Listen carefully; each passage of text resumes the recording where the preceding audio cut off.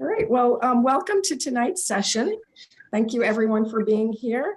My name is the Reverend Rosemary Calderallo, and I'm the president of the Ministerial Association.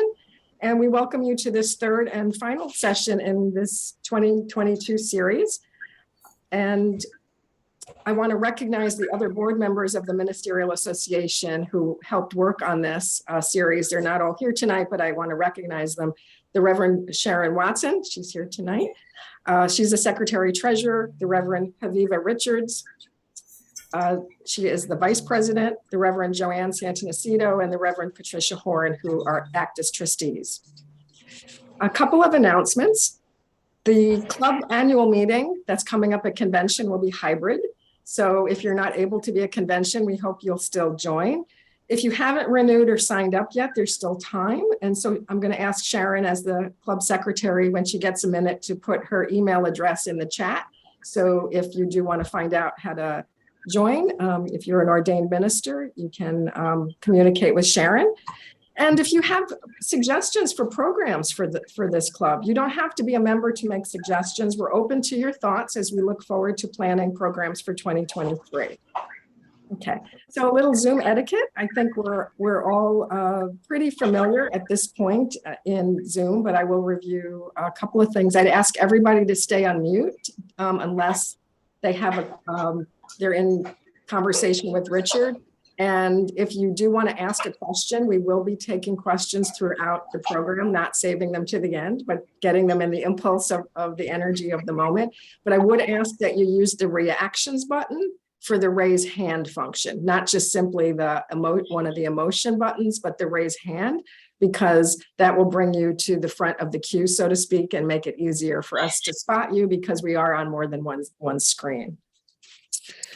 So I just want to recap, when the ministerial board met after its annual meeting, we talked about what would be of most use to people. And what we ended up talking about were the questions that we were hearing from other ministers and members of pastoral committees about things that people wanted to know about, like why,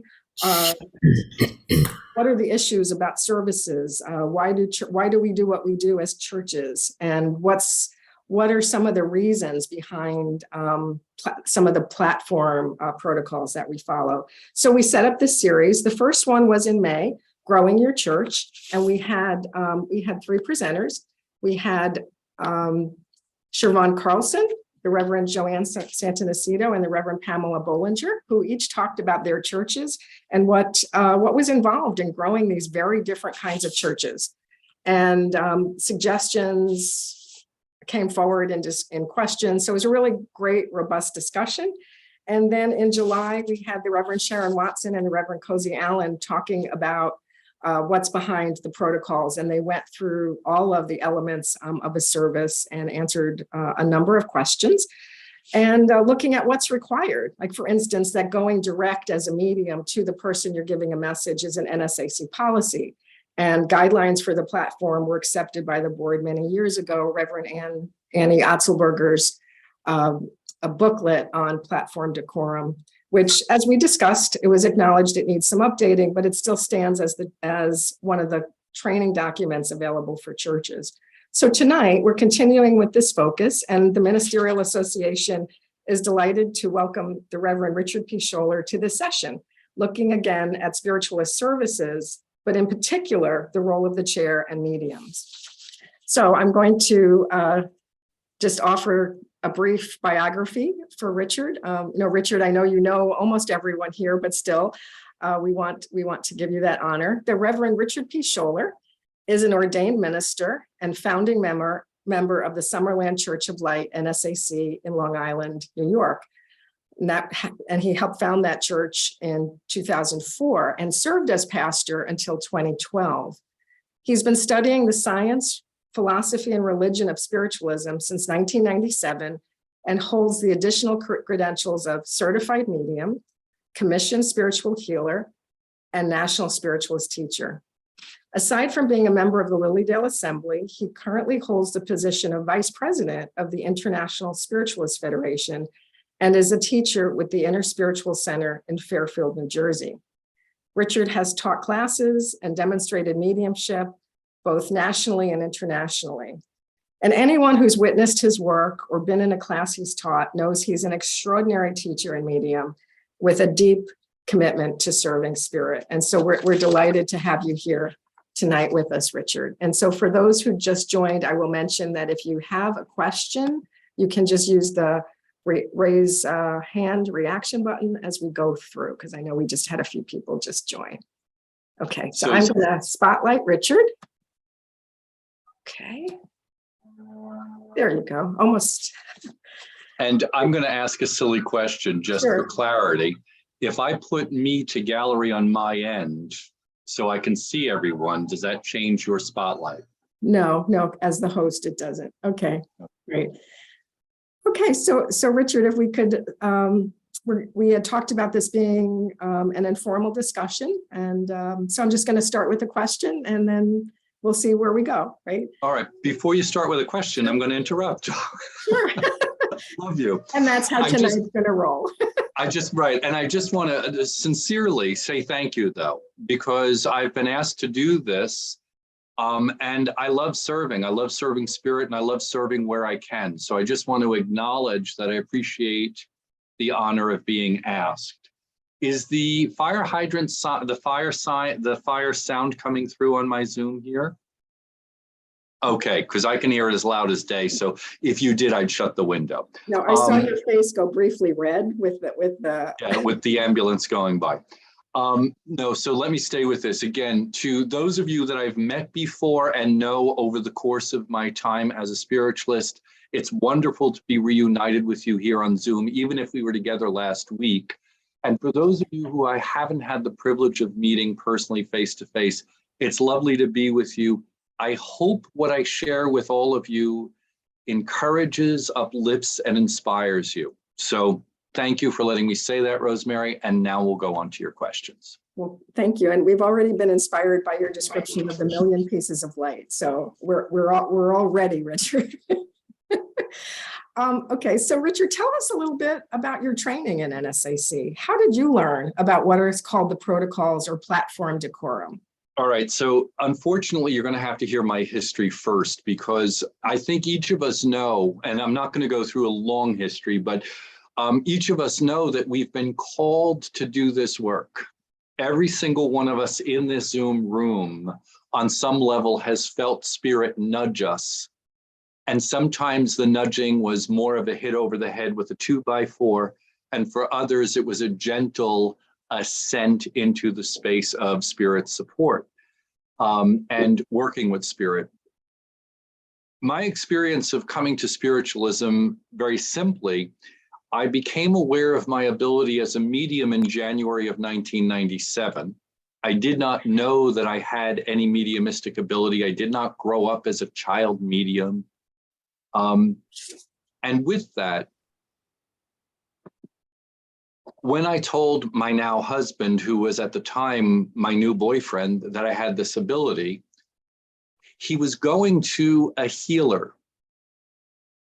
She was working on him and she said, "Oh, you're opening up psychically." Now, if any of you do know my husband, you'll know that this is not his thing, and his humor and sarcasm are more apparent. And he looked, no, you're picking up on the guy I'm dating. She said to him, "The man wearing the blue beaded necklace." And John said, "That's correct. He wears a blue beaded necklace." She wrote down the name of the Temple of Metaphysical Science in Patchogue, Long Island, and said he needs to go there. In April of 97, I walked into the Temple of Metaphysical Science and knew that I found that was the next step. And in August of 97, I became a member of the Temple of Metaphysical Science. I had the good privilege of the Reverend Catherine Snell and the Reverend Janet Travis as my pastors and teachers at the time. So my original teachings came through them. And during the course of my studies with the NSAC, I had the good fortune of the Reverend Ian Otzelberger as my grader through Morris Pratt Institute. I had the Reverend Sharon Snowman as a colleague and friend, but also a teacher for pastoral skills. And Barbara Thurman, along with the Reverend Barbara Thurman, along with the Reverend Lelia Cutler, along with the Reverend Pamela Ashley, who were presidents during the time of my getting my credentials. So the background that I have goes back just a few years.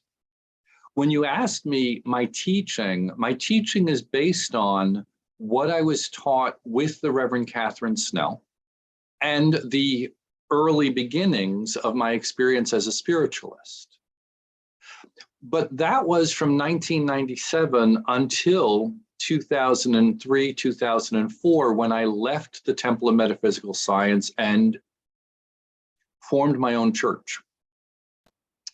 With the help of a devoted number of people, we chartered the Summerland Church of Light and had our first service on January 4th of 2004. I took what I learned from my history and applied it to what I felt was appropriate in developing, to the best of my ability, the men and women who were coming to Summerland Church of Light while I was the minister and pastor. So that's the background. Now, Rosemary, your question was more direct about the protocols and the understanding. Reverend Catherine Snell was very instrumental in helping me to understand what it was that you needed to do from the platform when you were standing on the platform. Now, many of you know that I was already a funeral director. I was a funeral director from 1981 until whatever, 2003, 2004. But the point of that, both funeral service and the Reverend Catherine Snell helped me to learn how to stand in front of people.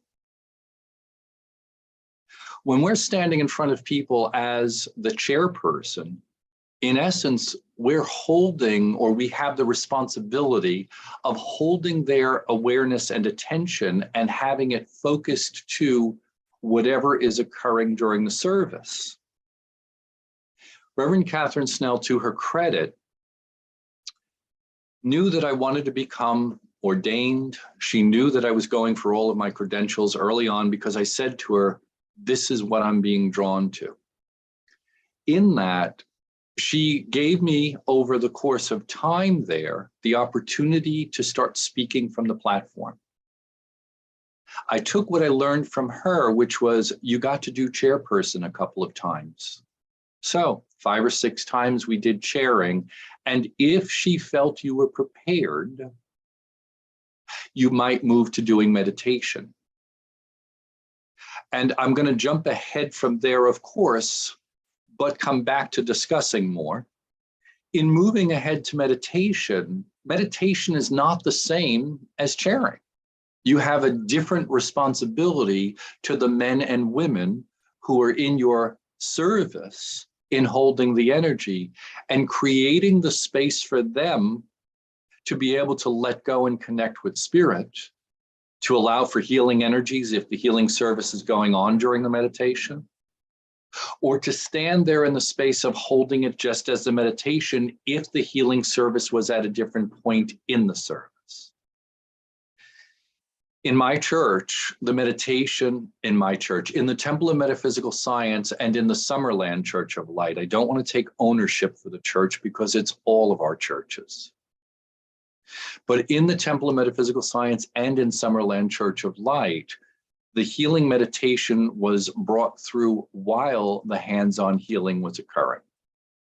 You had the responsibility at the time to be able to hold awareness for the entire group, but also to monitor the healing from a perspective of keeping your eyes on the healers and those attending the healing chairs. After a time where Reverend Snell felt that your ability to do meditation was appropriate, she then moved you into, would you like to do a spiritual address? Now, if any of you know me, I'm very shy. I have a problem getting up in front of people and talking. When Kathy Snell said, "Are you ready?" I thought, okay, but I wrote out my spiritual address. I wrote it out because that's what was required. And she read it and she finessed it with me and then gave it back to me. And it took time to grow into a place. And I can remember, I'll never forget, each time she'd ask me to do a spiritual address, I wrote out a spiritual address. Then I wrote a little less. Then I wrote a little less. And I could remember this was a process over time. This was not sudden.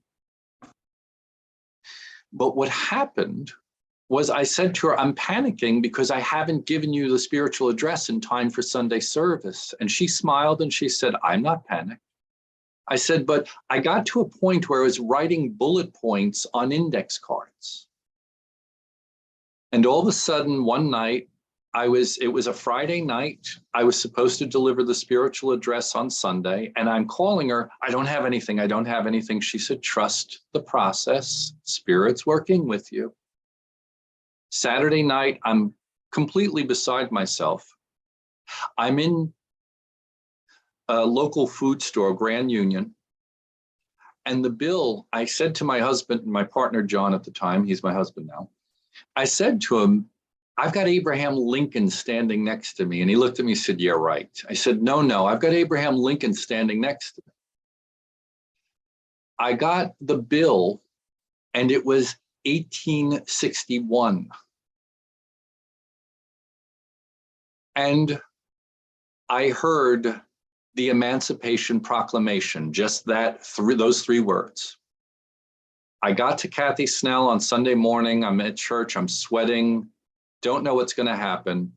And I'm not saying Abraham Lincoln stepped in because that's not what happened, but Spirit inspired me to do the talk that day. And it was about how spiritualism helps to free us from the chains that bind us. Anyway, sorry, Rosemary, you asked a question, but the point is the development of the work on the platform through Catherine Snell was such that there was opportunity, and then you moved on from that opportunity, or in a sense, graduated on to the next step. But to the credit of Catherine Snell, she was paying attention to Spirit the entire time that the students were developing and listening to Spirit, encouraging her to encourage the student in a certain way. Now, I'm going to pause because, Rosemary, I feel like I'm going to keep going and going. There might be another question to this. Yeah, there are always more questions, right? But you know, we love listening to you, and it's all in the same direction. One of the things that we had talked about in preparing for tonight was we actually called the session focusing in on the role of the chair and the medium. But of course, all of that is within all of the elements of the service. But I wanted to ask, because I know I've heard you talk about this before, your thoughts about the importance of the role of the presider, the chair. Thank you. I'm going to jump ahead and come back. Absolutely. Thank you. It's important for me to acknowledge that when I, with the assistance of 15 or 16 others, formed Summerland Church of Light, I put into place a similar protocol in helping others to be able to step up to platform work. So I just want to finish that thought, and if it's relevant, we'll talk more about that. But in relationship to the role of the chair or the presider, ladies and gentlemen, just take a breath in for a minute. And all of you, in your intuitive ability, in your mediumistic ability, in your sense of Spirit right now, just see how you experience Spirit with you right now. So can you, by show of raised hand, not the emoji hand, can you feel Spirit with you right now? Some of you can. Fabulous. Now, pay attention to me with this. If you were the chairperson, and you came into somebody said, "Hello, oh my God, I'm not ready. I got to go get a cup of coffee. Wait, I'll be right back. I got to run to the bathroom. Oh my God, wait, where's the paper? Oh, okay, who's doing the music? Who's doing the music? Okay, he's doing the music. Great. Do you know if all the healers are going to be coming?" Do you understand the craziness that I'm just conveying? Now, if you came into a church service where the presider is running around like a madman, and I'm not picking on anyone, I'm trying to give an energetic understanding, you, as somebody who may not know or understand what spiritualism is about, or be walking into a church service and seeing somebody who is unhinged in some way, you're not helping the people who are coming in to relax into the experience so that they can feel perhaps more open to what's about to occur. So as the chair, I'm going to go back to parenting, which I haven't had the privilege of doing. I have had step parenting and grandparenting, but not parenting. As a parent, if any of you are parents, you know that the needs of your children come before your own. In the experience of presiding, you're meant to be, in my estimation, parenting to the entire process. People who are coming in, people who are having bad days, people who are healers who are late, people who are supposed to be dressed a certain way, but they may not be dressed a certain way. So how do you navigate that without making anyone feel like you're losing your composure? If you start to create the space where you're holding literally the space for the platform as the presider, then you're doing your job for spirit. If you, I'm going to say this, and you may not agree with me, but in the moment that the spiritual address is done and you say, thank you to whoever delivered the spiritual address, I needed to hear that so much. It touched me so deeply. What you've just done is pulled the focus from what spirit can do with the entire congregation back to yourself. And then people in the congregation have had less of a chance to feel like it was for them as well. Do you understand that? It's important to understand that you are also, you may not be the medium in that moment, but you are the healer and the medium in the platform in that moment. Do you understand how I'm saying that, ladies and gentlemen? The importance of holding the space to allow for spirit to evolve and work with each of the workers is imperative. It's tantamount to doing the work so that you, one, help all of the congregants to feel what's going on, but two, without any intent to speak ill, I'm asking you a simple question. Have you ever walked up to a platform where the platform has not felt, let's say, energetic? And have you ever stepped up to a platform where you're going to be the speaker and you're not feeling like, oh, wow? Forgive me, but my perception is in the way that the workers hold the energy of the platform, it helps to build an energetic imprint for spirit to be consistently at. So if you have people who are working, who are conscious of their space in working with spirit as a presider, they're helping to also create the energetic of the platform that will live past our physical time here on this earth. Do you understand that? Do you understand how I'm saying that is what I'm asking? So I feel, I'm going to pause for a moment in a second, but I feel the importance of the, thank you, Louise. I feel the importance of the presider's presence and that they're moving the service through. And so if there's music being played, but it's the wrong music, depending on the moment, maybe not cracking a joke. If you make a joke every time something's happening, then I ask you as the presider to check in with yourself. What is your discomfort about what's happening? Because when we joke a lot, There might be something else going on underneath. So check in with yourself as a presider. All right, I've said 3 jokes, not, what's going on for me. Try to breathe through that.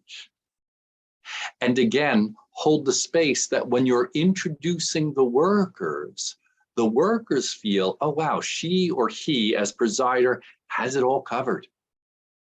That way, the healing meditation can go on with the healing person, the person giving the healing meditation being with spirit, that whoever's giving the spiritual address feels the presider's just introduced me.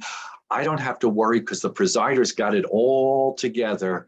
And the presider can step up and work with spirit. And then the medium can step up and work with spirit because the presider is holding the space of the sanctity of the service. Do you understand? Okay. If I'm getting a little too soapboxy, let me know, Rosemary, but I feel this passionately, so that's why I'm saying it passionately. So continuing in that direction, Richard, can you share with us how all those important elements you're talking about are the same or different when one is on Zoom versus in person?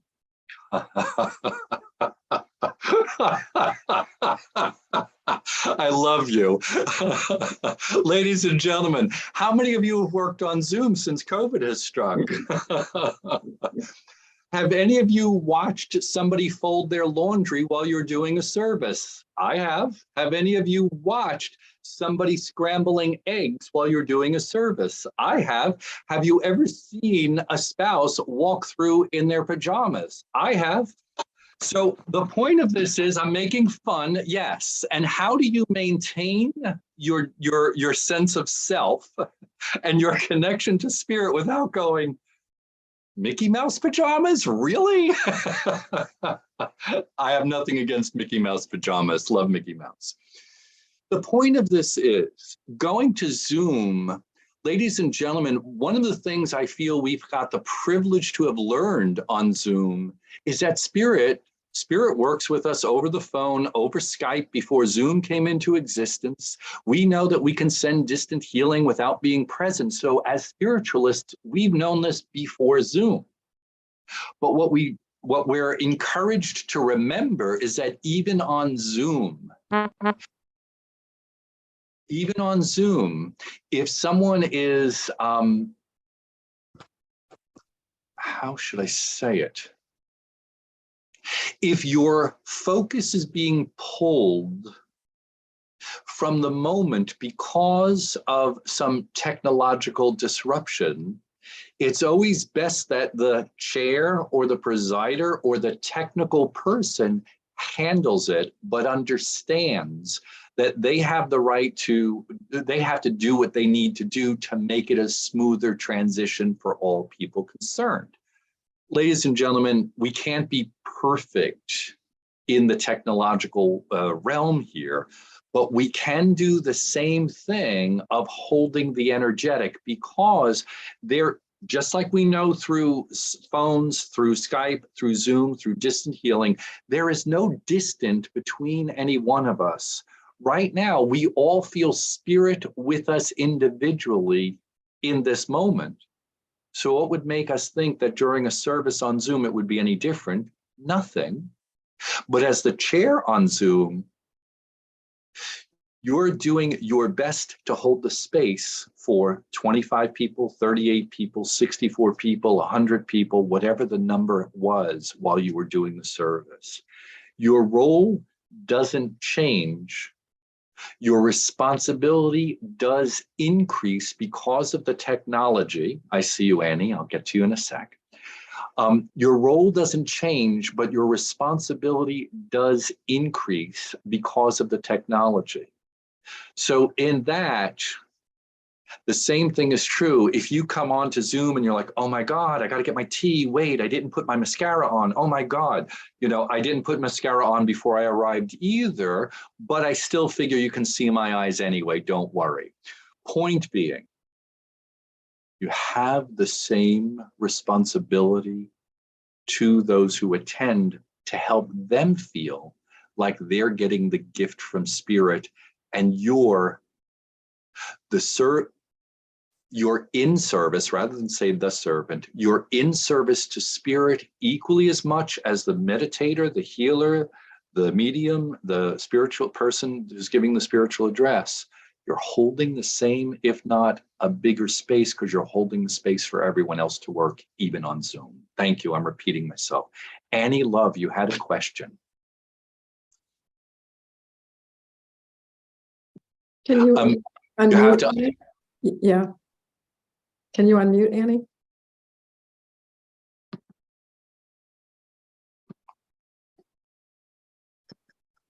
I've got my phone and my computer going, so is it okay now? Yeah. You're fabulous. Okay, all right. The question on Zoom is, I often am facilitating our Zoom services, and people get on and start having really personal conversations, or like really conversations like, I know you really well, and what I don't know how to get across to people to not do that, because we want to say welcome to the people that are newbies, but they feel like everybody knows each other. Right. So what you can encourage is, as people come in, welcome, we're going to observe the quiet of the moment in preparation for the service as the facilitator. It's a nice way to say shut up. Okay, and I'm not saying that you need to say shut up to anyone, but if a conversation is going in a direction where, Nola, I love you. May I use you as an example for a second? I love you to pieces. Let's say Nola was here for the first time, and Annie, you and I are getting into it about what we love about Starbucks coffee. How amazing it is. I hate Starbucks. I don't drink coffee, but you get it. If we're talking about something that's personal, or, oh my God, the healing I got the other day, Nola is going to start to withdraw and think, why am I here? So welcome. Hey, Nola, nice to have you here. Like I did with hopefully all of you, if not all of you, when you came in, I wanted to make sure you know that I see you. But if as the facilitator, there's a conversation going on, you'll be able to say something gentle with, we're observing the meditative silence in preparation for Spirit's connection to our service, or something like that, something that will give them an understanding.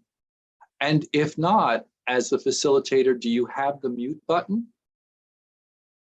Because you can always, oh, we're going to observe the meditative silence and then mute them, which I'm not suggesting that you do it to be nasty, but if they're not paying attention, you can say, okay, I'm going to mute you now to observe the meditative silence. I've said it 3 different ways, but you have the idea. Nola, I love you. Thank you for letting me use you as an example, dear heart.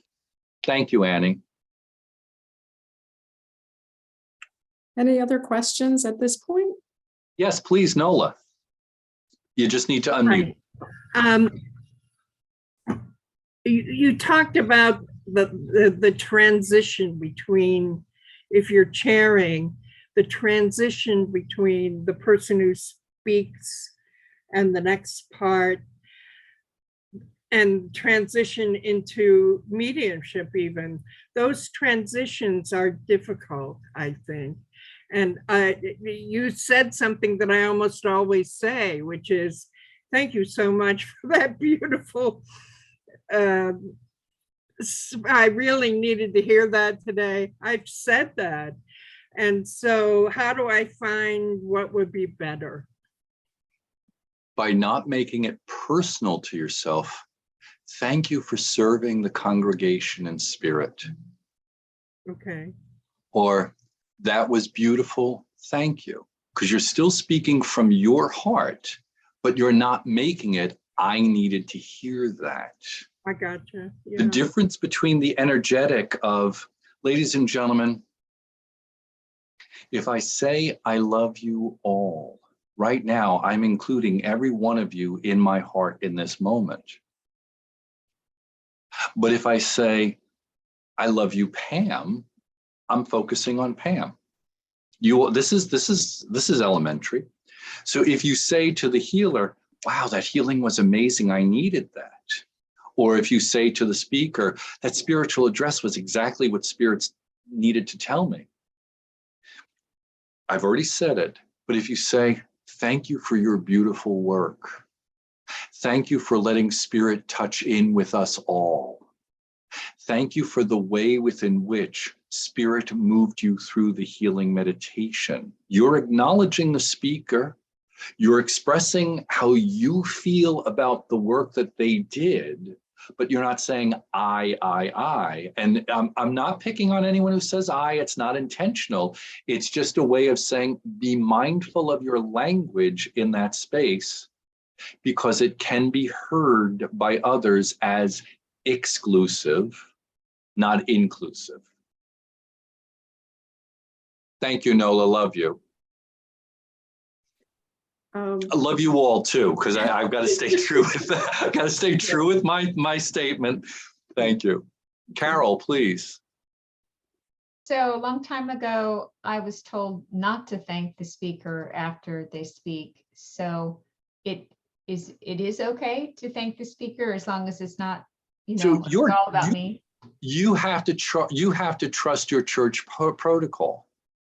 An acknowledgement in my mind is acknowledging that they've worked with Spirit. But if your church protocol says do not thank the speaker, then follow your church protocol and make the transition from and now, you know, let the spiritual address end. And now I have a few announcements. In other words, don't make it at all about thanking them, because you'll probably have thanked them before and or after the service, if not publicly, personally.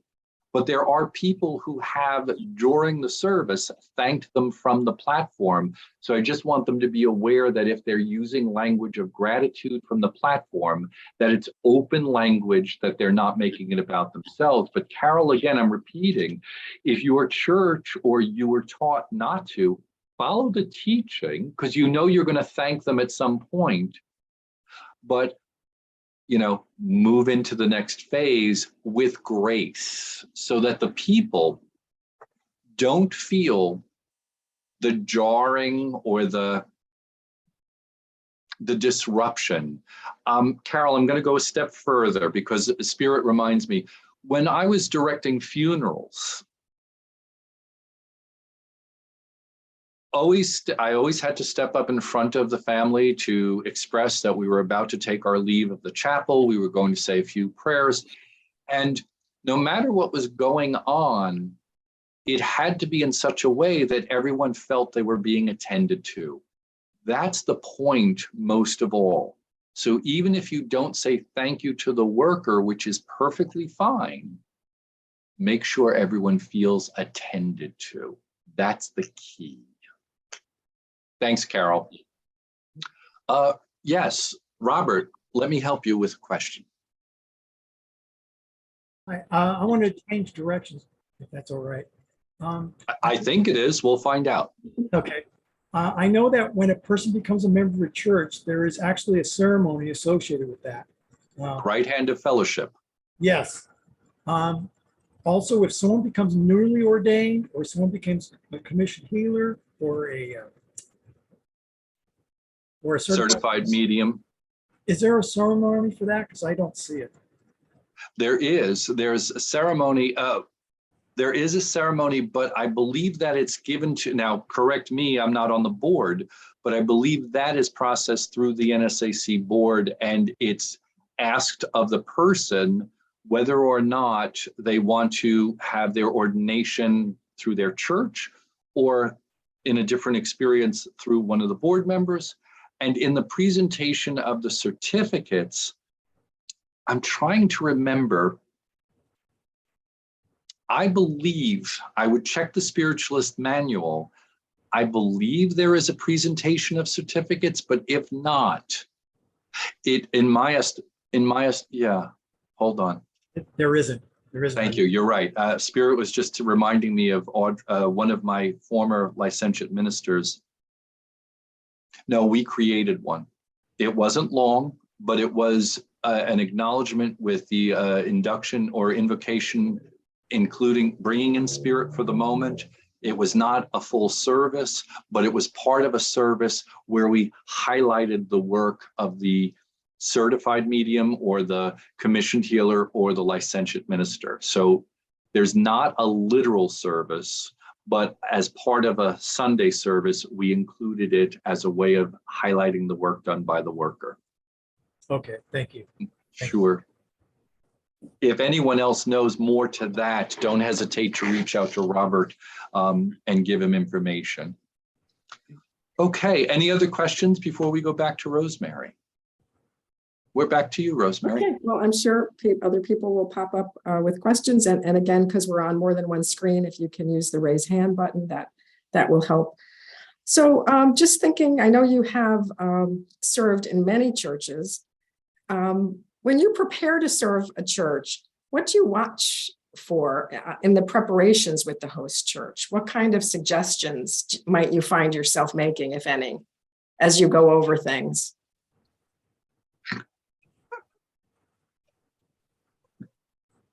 I'm laughing, I'll tell you why. For those of you who know me, know that I'm a little OCD. And my funeral director manner kicked in very early on when I was first ordained, because I was like, all right, where's the water? Okay, the water's on the platform. What if I need tissues? Are the tissues there? Okay, good. All right, who's doing the music? So I did this OCD thing with the order of service. And I got to a place where I learned, I'm sorry. Alice, I've served the Spiritualist High Desert Church of Las Vegas. Am I saying it right? The Spiritualist Desert Church of Las Vegas more than once. And Alice was kind. I've served at Carol Caesar and Steve Vogel's church in DC, Alexandria. But anyway, the point being, they were always gracious with me when I would be a little bit anxious about, okay, what's going to happen in the earlier days. But I got to a place where you trust spirit. Now that is true. I trust spirit in the ability to step up and work at the platform. But what I look for from those who are in charge of the platform is who's doing what? Where's the presider? Okay. Now I know whenever I've served, well, I'm not going to speak to one church. I've watched the presiders in the way that they're holding the service, and in the moments that I felt that I needed more, I would ask for more. Before the service, if I needed to have an extra cup of water or something simple, I would say it. I would check, in my recollection, I would check their level of comfortability with my voice, projection, microphone, is it needed? I looked for some technical things. I feel like I'm bouncing on this question.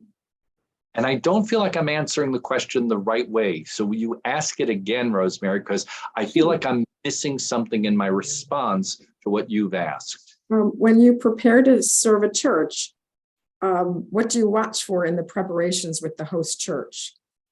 Or do you find yourself making suggestions in terms of if you have a pre-service discussion? Right. Yes. Thank you. I'm glad you did ask it again. One of the things that I check in on is the music.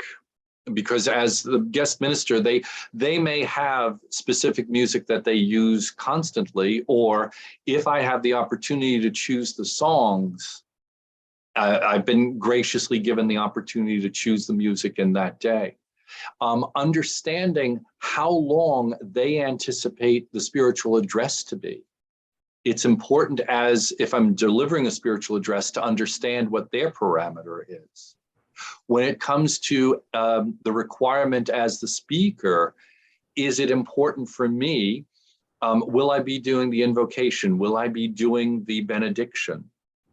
I am okay in the moment if someone turns to me and says, Reverend Schoeller, would you like to do the benediction? Yes, of course, I'm here to serve spirit. So if it was not discussed in advance, I'm always prepared. But in the beginning, it was important to understand what my role was with the church, what they expected as the minister or medium from me. So I would look for those things with the presider or talk to the presider about the evolution of the service or the order of service. Okay, thank you. Sure. So continuing a little bit more with the role of the presider and then bringing in mediumship, what what, Yes. in your opinion, and what you've learned over the years, needs to come together for mediumship in particular to be supported? And are there different ways that the presider can support that? It's interesting. I've got to jump in on something else that Spirit's impressing first before I go into mediumship, which is, as a person who's doing the meditation and the healing service, it's equally as important to, if you're doing that, if you're holding the role of the meditation and healing during the course of the service, it's also imperative that you keep your awareness to the whole platform service, that the healing service doesn't become, just like the mediumship shouldn't become, the sole part of the service. The whole service is Spirit working through all of us for the whole service, the healing, meditation, the spiritual address, and the mediumship. No one part is more important than another part. They're all equally as important. So those who are doing the work on the platform should be aware of their colleagues and the timing and the work involved for each of their colleagues as well. That's important to say out loud. Now, in the role of mediumship,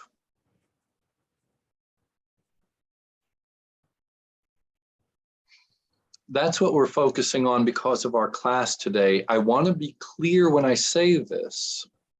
This is not in any way taking away from the healing aspect of our service, nor is it taking away from the spiritual address, because as I just said, all parts of the service are equally as important as Spirit works through all of us to the end of what is in need for the congregation.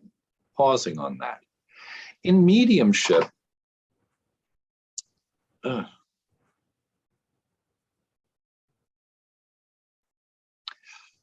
when I first walked into the Temple of Metaphysical Science in April of 1997, I remember the first message I got. And I remember it was from a young medium by the name of James. I can see him as plain as day. In fact, during COVID, we became reacquainted on Zoom. He started attending my meditations. And it was delightful. I hadn't seen him in 20 years. But I remember the message, and I remember that was the moment I said, I'm home, meaning not just walking into the church and saying I found home, but after I got the message, I was like, yes, this is what's meant to occur from my development. The point of saying that, the importance to me of mediumship is about being clear in your mediumship in delivering the connection from the spirit communicator to the best of your ability.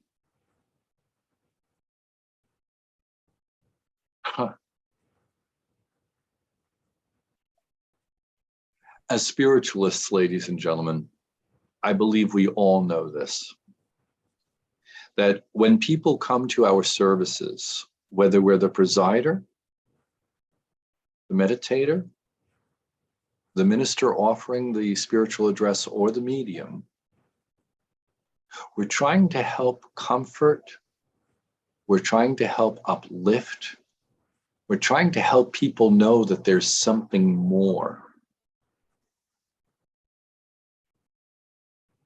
At the heart of every medium, I believe that the intention is to be of service. I do believe that.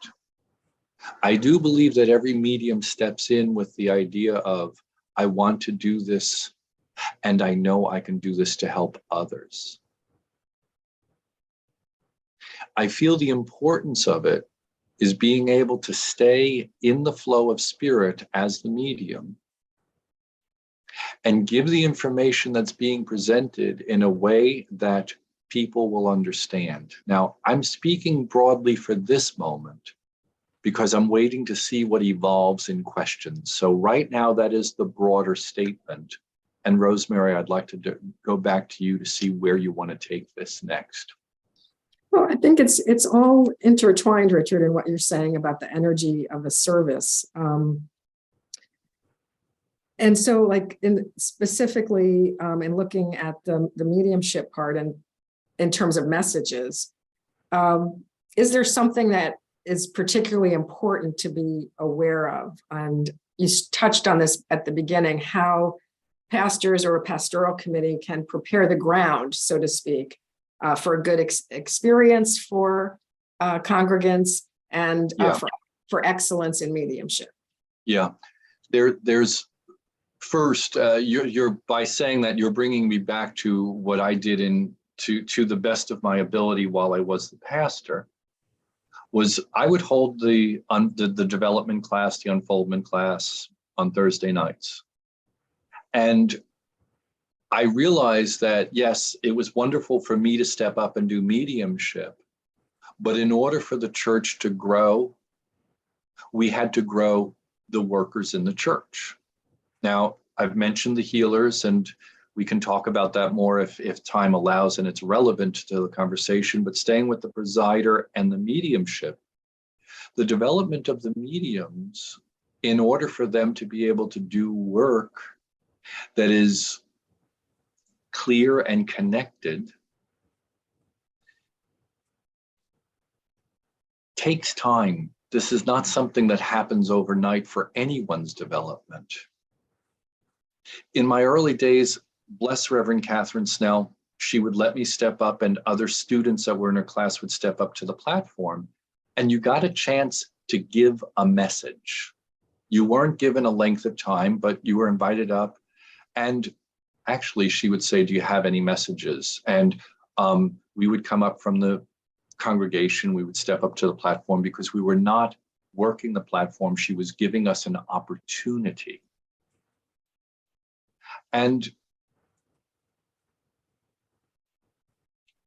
I wanted to be able to create the same type of experience, so I would invite the students up with my ability to work with them in their connections if they were faltering, as a way of helping to direct them so they'd understand who they were going to in the congregation and who they had more clearly in the development of their mediumship.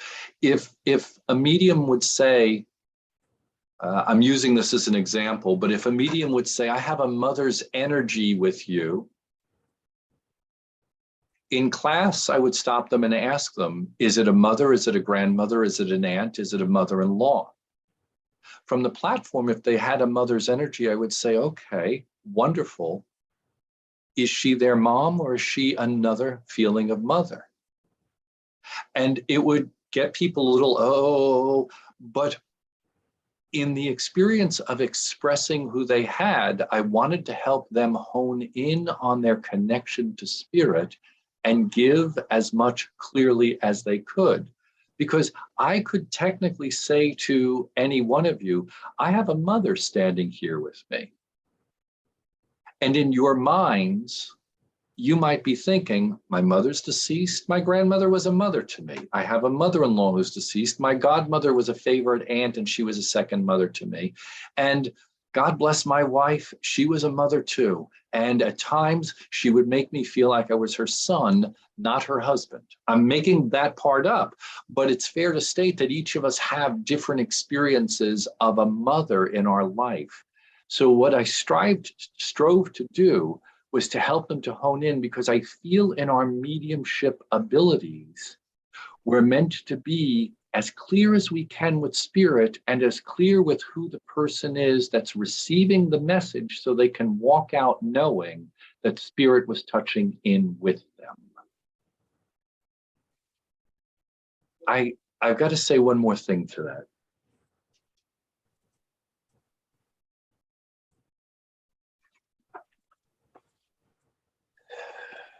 We all have this, well, I'm assuming all of you are working with mediumship. I shouldn't assume, but for those of us that are working mediumistic literally, we have a responsibility.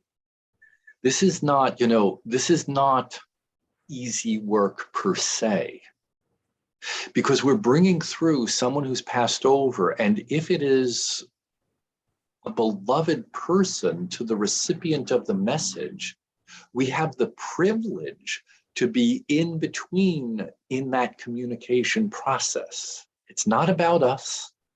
It's about, if you were the congregation or if you were a private client to me, I'd say it's about your family members showing up for you. I am irrelevant in the sense that as the medium, yes, I'm relevant. Yes, I'm important to the process, but this is not about me in the process. Do you understand how I'm saying that? As the instrument of spirit, ladies and gentlemen, we have the sacred privilege to be connecting family members who have crossed over with family members who are living here. So as the medium, get to know your mediumship and become clear in it. Because if you continually say, if your mediumship, I love you all, I love you all, I love you all, and what I'm about to say may not be comfortable, but if you're delivering the same message today that you delivered 8 years ago, then I'm saying, well, that's where you are, bless you. But I'm encouraging you to get to know yourself as a medium, to be able to go deeper, so that when the messages come through, you're giving the detail that's required, even more so, to help the person hearing the message heal and move from that space. I have to pause for a second and say this. We have this wonderful opportunity to help change lives. Help change lives. We don't change them. Spirit does. We have the wonderful chance to be able to give information that will help somebody to hear things differently.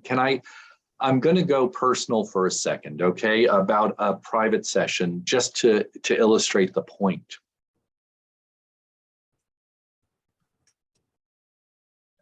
I'll stick to my parents because they're deceased rather than go to a private session. When my parents asked me, my mother asked me, what's going on with you? And many of you heard the story, but I want to stay specifically with my father. My father, at the time, after I shared with my mother about an aunt who had died before I was born, my father went into military, finger in my face, tell me something only I would know.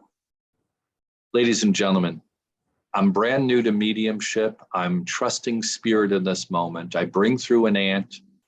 The key points, I'm minimizing the story, but the point is important. She talked about taking him and his brothers to Coney Island. He looked at me, he said, you've got my attention.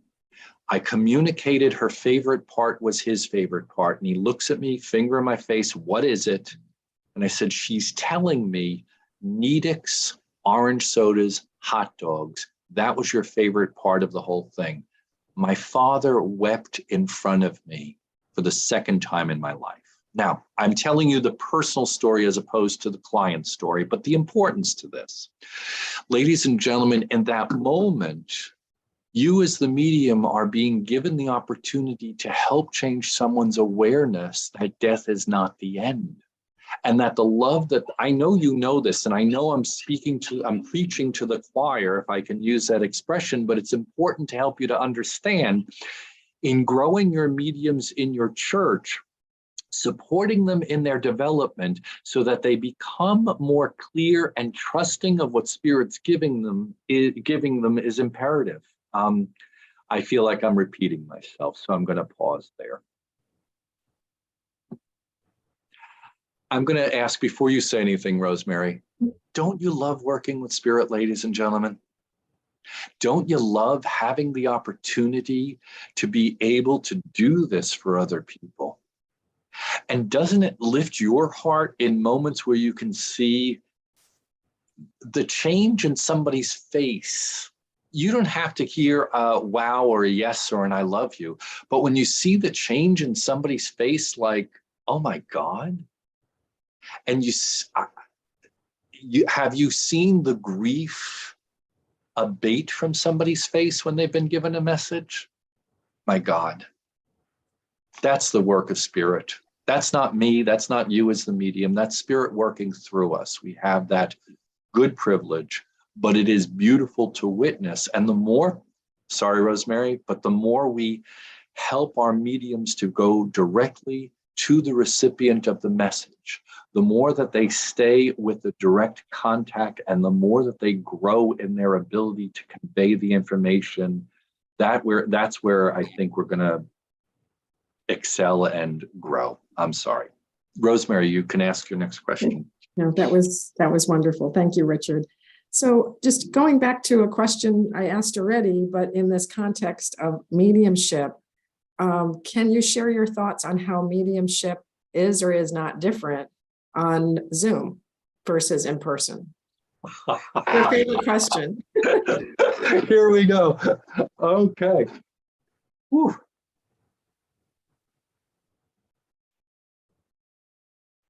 Oh my God.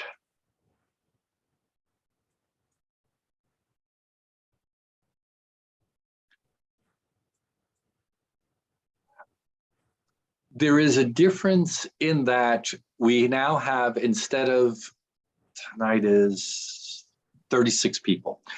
Instead of 36 people sitting in the chairs in our sanctuary or church or our temple, we have 36 people in individual Zoom rooms. The difference in Zoom is right now, all of you might be taking notes and writing, or you might be baking a piece of bread or scrambling eggs. I'm teasing, but the point is, there are people used to our services who came in on Zoom and became used to our services through Zoom, who may not have been gently, where they may not gently understand the process. So if a dog or a cat goes running in front of the screen, oh, they're petting the cat as it goes running through the screen and they're moving it off screen, but they're not consciously aware of how that's affecting the 35 people who are looking at the screen and see the cat going running through.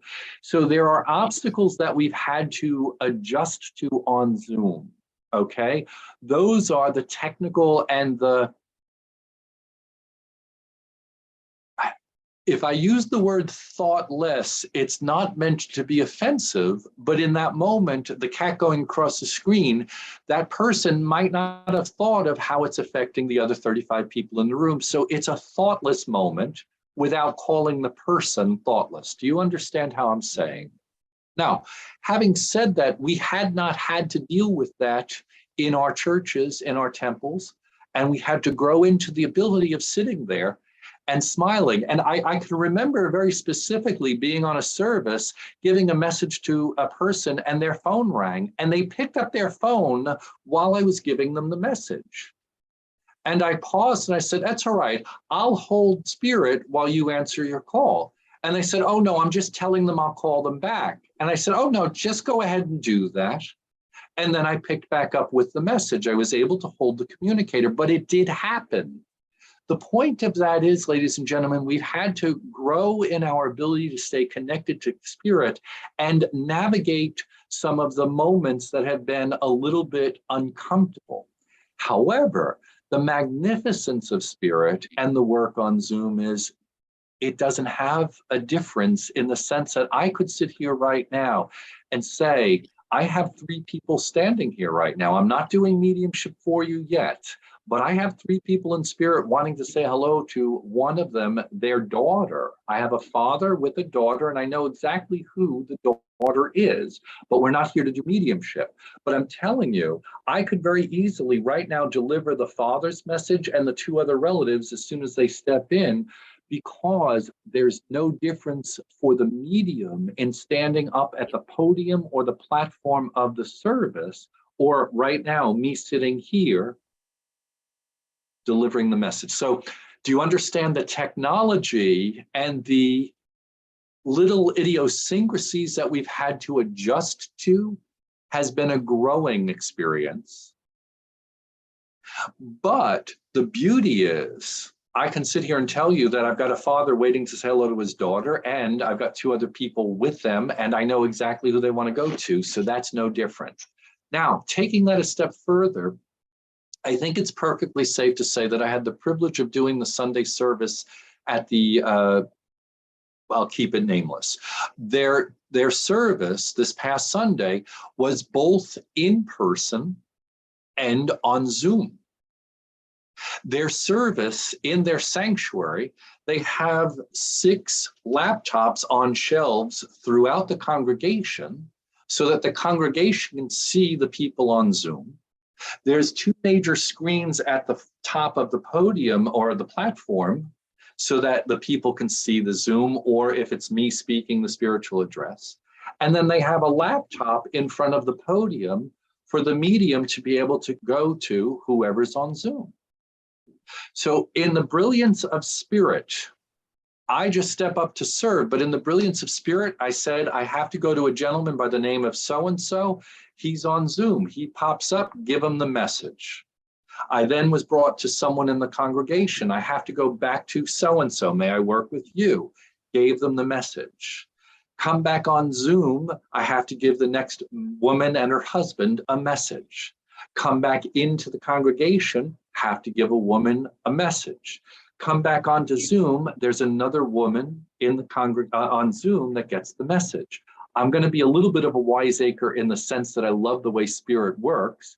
All 3 of the Zoom people were all from England.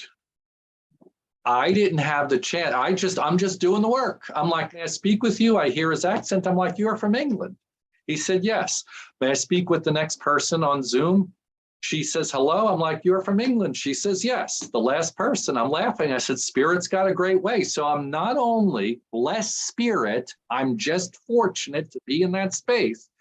We've got Zoom, hybrid, in-person, America and England all going on at the same time. Not me, not Richard Schoeller decided, oh, I want to talk to her. Oh, I want to talk to him. Spirit says, talk to that person. We go there. Spirit lined it up.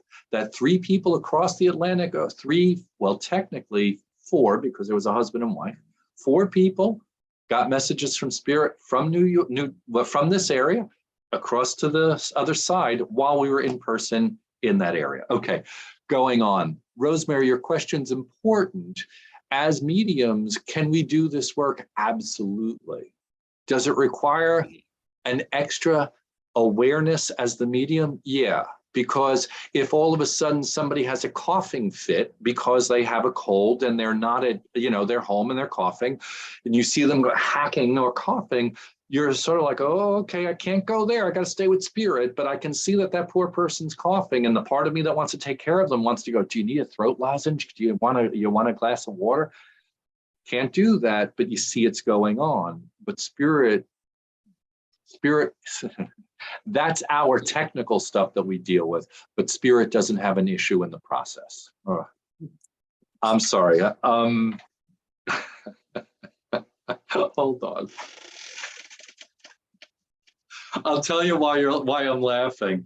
I'm not trying to be smart, but Sharon Snowman just walked in, and I literally have to say hello to everybody because Sharon Snowman's standing at my side, and a big hello to everyone from her. And I'm not going into mediumship for you, ladies and gentlemen, but I do have to let you know that they're standing here wanting to make sure you know they're proud of you. I'm going to say this. All right. I love you, and I know you didn't ask me to do this, but I have to make sure you know that Spirit is proud of you for taking the time out of your lives to be here on this class, to be able to develop and grow your churches more fully. And whether it's Sharon Snowman or any other spiritualist that you've known and loved, they are supporting the development of your churches because they want to see spiritualism and your churches grow more fully! Exclamation point. Thank you. I hope that was okay, and I hope I don't get in trouble from anyone. It's wonderful. So I know we'll still have time for more questions, but I wanted to ask, when in your experience and just more thoughts to share, when a service has gone smoothly and you have that upliftment and you see it in people's faces, what has happened to make that all work? What has happened? Oy. We've served. But it's not just a passive, we've served spirit. We've also, and I will do my part, part of the healing prayer. It's also us doing what we can to leave our ego aside to the best of our ability, to show up to do the service to the best of our ability. Let's take a very prominent experience right now, which is the Queen of England's passing and seeing her children walking behind her casket to the palace, Westminster Hall Palace, for her body to lay in state.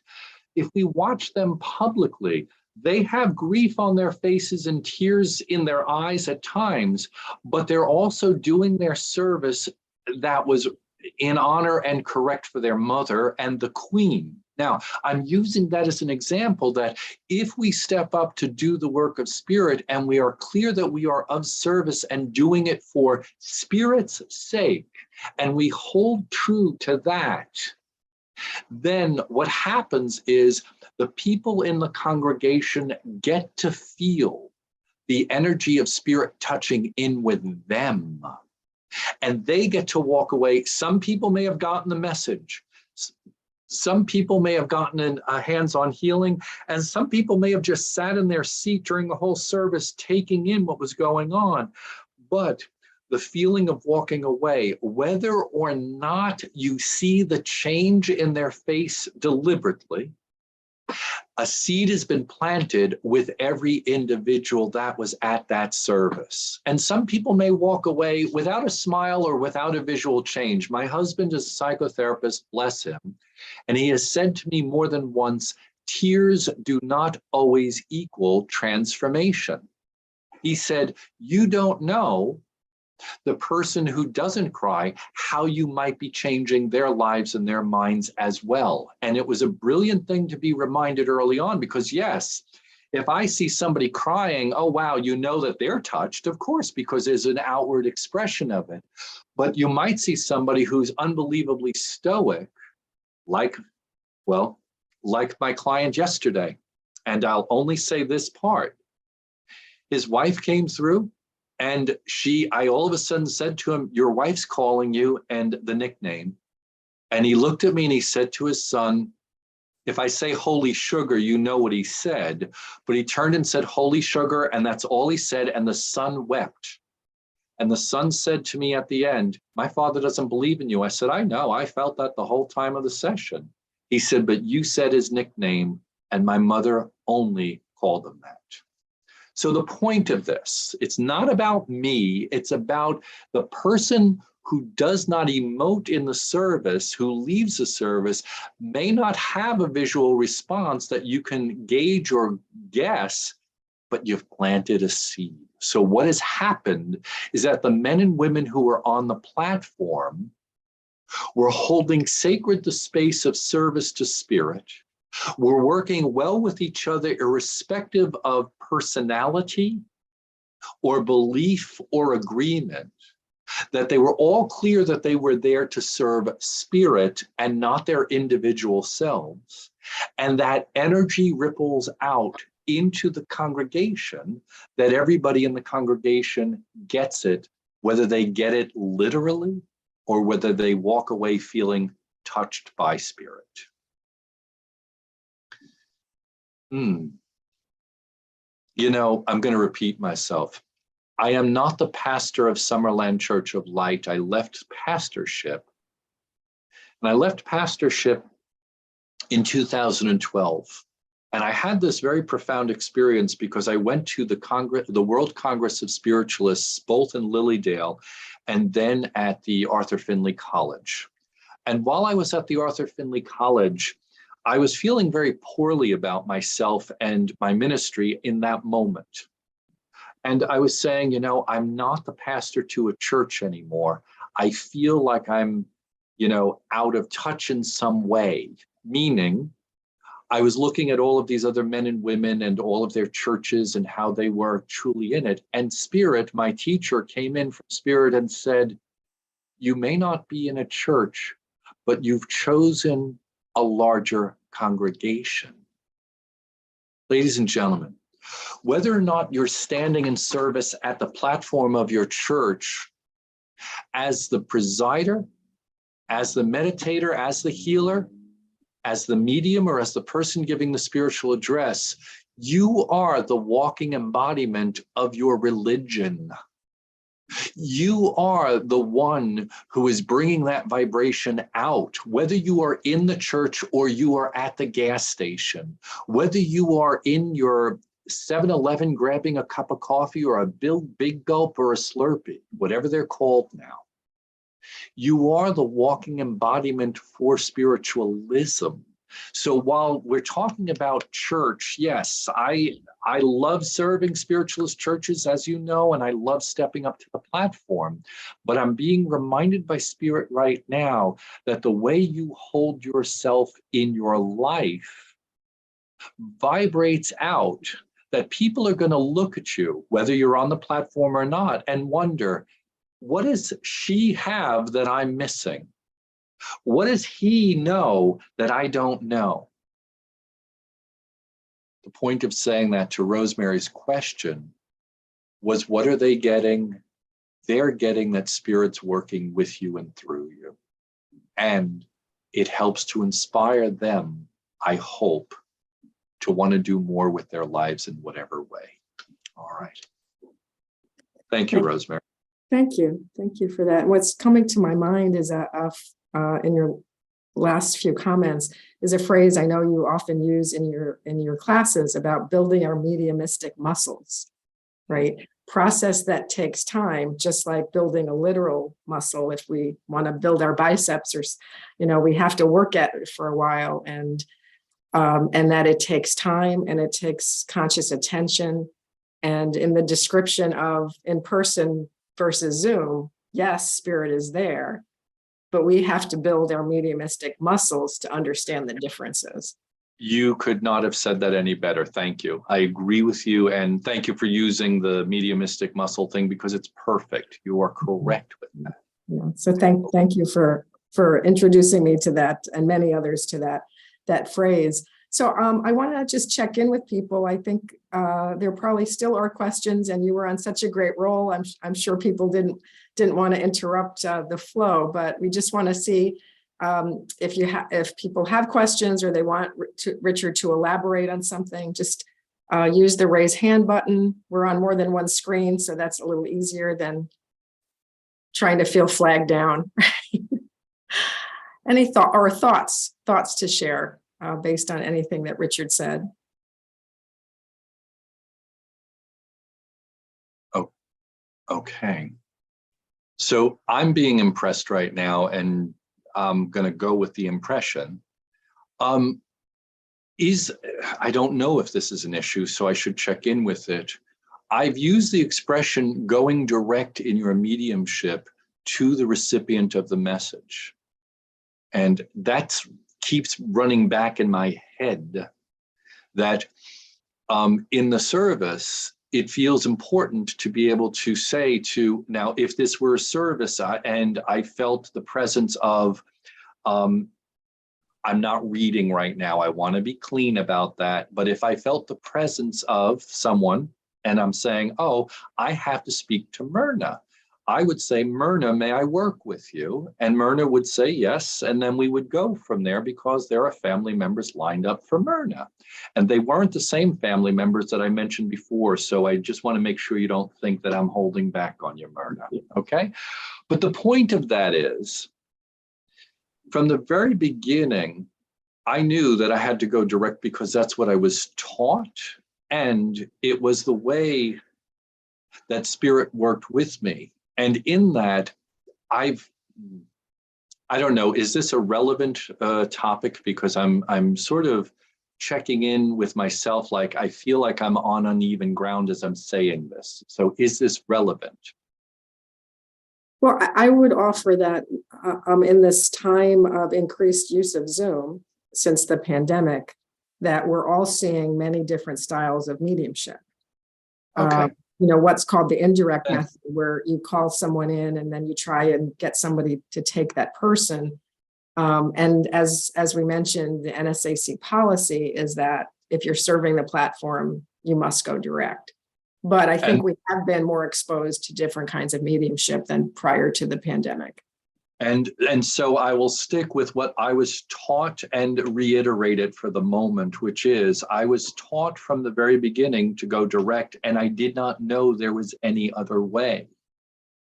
And I'll tell you honestly, I had an experience at a public demonstration very early in my mediumship where I had a young lady who would not tell me where she was going. And she did it deliberately because she wanted me to understand the difference so I could teach about the difference. Do you understand how I said that?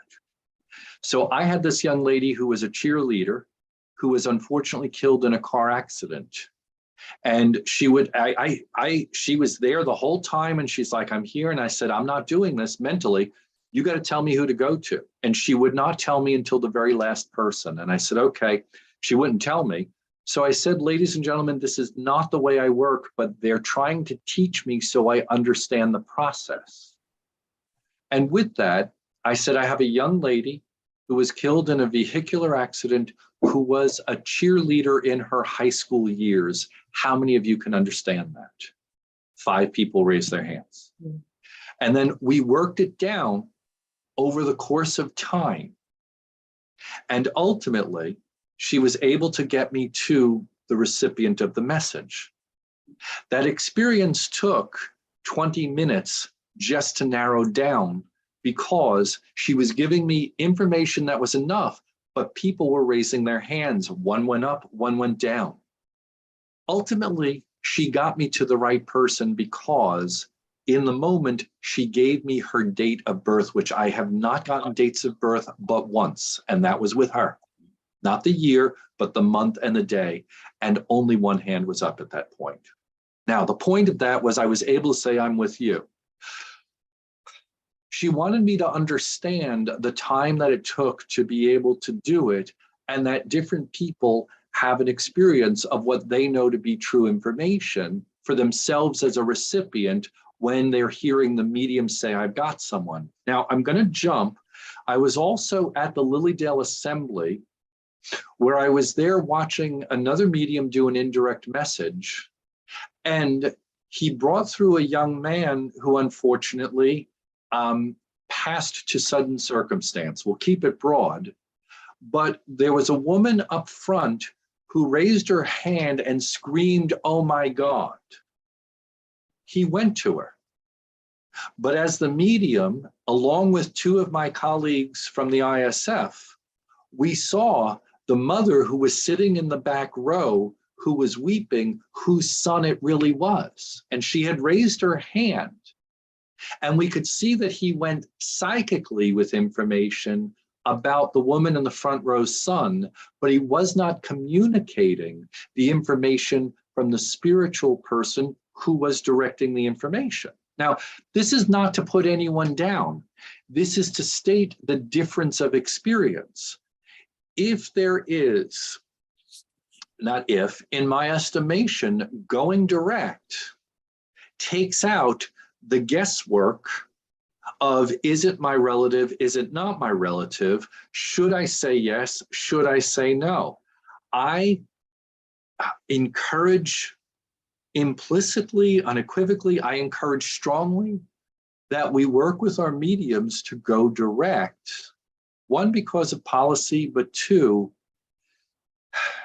I could say to somebody, may I work with you? I've got your mother, and they can say, no, my mother's alive. Then I can say, fine, I can hear that your mother's alive. I'm not putting your mother into the spiritual realm, but I'm clear that I've got a mother standing at my left side. She's telling me she died from cancer. Can you understand having lost a former mother-in-law who died from cancer?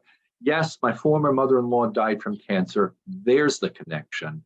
Not I've got a mother here who died from cancer and 22 people raised their hand, okay? I'm not trying to pick on the indirect method per se. I'm stating that for the spiritualist churches, in my estimation, going direct, and even for public demonstration, going direct feels strong. Now, part of it is the right way for me, stronger. But the other part, I'm sorry, am I going on too much? I'm going to check. Keep going. Still going? Yeah. The other part to that is in the going direct, someone could say to me, you're getting that psychically. Somebody could say that to me, right? Any of you could say, Richard, you're getting that psychically. And I'll argue the point, because when we're working and when we're working directly and when spirit is impressing our nervous system to convey the information, more often than not, I'd like to believe that their personality is coming through, or the languaging is coming through, or the nickname of the wife, the husband from the wife will come through, that there's no way you're going to pick that up psychically. You're being given that information by someone who is communicating the information. So you as the medium are going to show in some energetic fashion, the communication process is dynamic. Psychic, if I'm soapboxing it, I apologize. Psychic information does not have necessarily dynamic quality behind it. You've all said in your Morris-Pratt studies, a psychic may be mediumistic, but a medium may be psychic, but a psychic isn't necessarily a medium. In that, psychic information is just that. It's information. It's where we're getting the information from mediumistically. If I say I have a father here and I'm describing the father to the client or the recipient or the congregant receiving the message, and the father's personality is coming through, that's not me, that's the father. Sorry, you know this, I'm preaching to the choir, but the point of saying this is, in the development of it and in the argument, if someone says, well, I only go indirectly because then I know that person's standing with me, well, then my argument to that is, well, I know that person's standing with me as well, and I'm not going psychically because the communication process is such that they're infusing my being as the instrument with the information through a clairsentient way that I'm feeling it, through a clairaudient way where I'll hear bits and pieces, and through a clairvoyant way where they'll show me aspects to their personality, and at times clairgustantly with taste, or clairolfactorily or clairaliently with smell. I am on a little bit of a soapbox. I'm going to step down from my soapbox and state the importance to this, in my estimation, is working with a direct method in helping yourself to hone in. Now, you might ask, how do I do that? And I know this isn't a class on direct method, but I'll say to you, you do it in your life already. You just have to take it into your mediumship. How many of you are parents? Raise your hand for me right now, please. Great. In your parenting, if you have more than one child, you can say, I've got to talk to my son about this because this is what I'm being impressed to talk to him about. Or, oh, my daughter needs support in that, I'm going to talk to my daughter. You know, intuitively, automatically as a parent. Those of you who are not parents, how many of you have had jobs that you've had more than one person that you've had to work with and multitask with? Right there is another way that you can go direct, in that you know what it's like to have to tell Bob he's got to get the numbers to you. You had to tell Mary she has to get payroll done, and you had to tell Ethel how to answer your emails so you can keep things going. I don't know who Bob, Mary, and Ethel are, but they're fun names to use right now.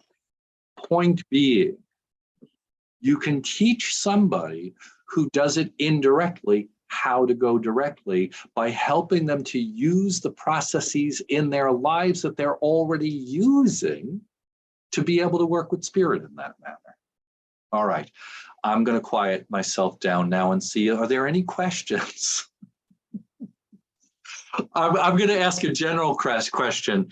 Thumbs up. Are you all pleased? Am I talking too much, or are you all okay with what's going on? All right. Okay. Looks pretty unanimous to me, Richard. Pretty unanimous. You can give me a thumbs down and I'll call my therapist later and I'll be fine with that. Don't worry about it. Okay. Well, we are running towards the end of the program. So right. I just want to, before we say goodnight, I just want to first ask the Reverend Sharon Watson, if you could put your email address in the chat one more time, and I'll do a pitch for joining the Ministerial Association. Sharon's the Secretary Treasurer, so if you'd like to renew or join up, if you're an ordained minister, please contact Sharon. And we hope on behalf of the association that you've enjoyed this series on that was designed to help all of us think about how we support our churches, how we support each other, and how we support our workers in service to spirit and spiritualism. So I want to particularly tonight thank the Reverend Richard Schoeller for just a wonderful talk. And I know we've all learned so much, and it's what you've shared has helped us to rethink, I'm sure, a number of things also. So thank you very much. And if you'd like to come off mute to just say thank you to Richard, feel free. And we'll look forward to seeing you if you're going to convention. We hope to see you October 12th at the Ministerial Association meeting. Or as was stated earlier, if you have suggestions for 2023 programs, you don't have to be a member to suggest them. Just give us your thoughts as we start planning for next year. And again, thank you, Richard, so much. And thank you, everyone, for being here tonight. Thank you. It was my absolute privilege and pleasure. And thank you for asking. And I wish you all a great convention. Thank you. Thank you, Richard. Thank you, Richard. Thank you, Rosemary. See you next month. Yep.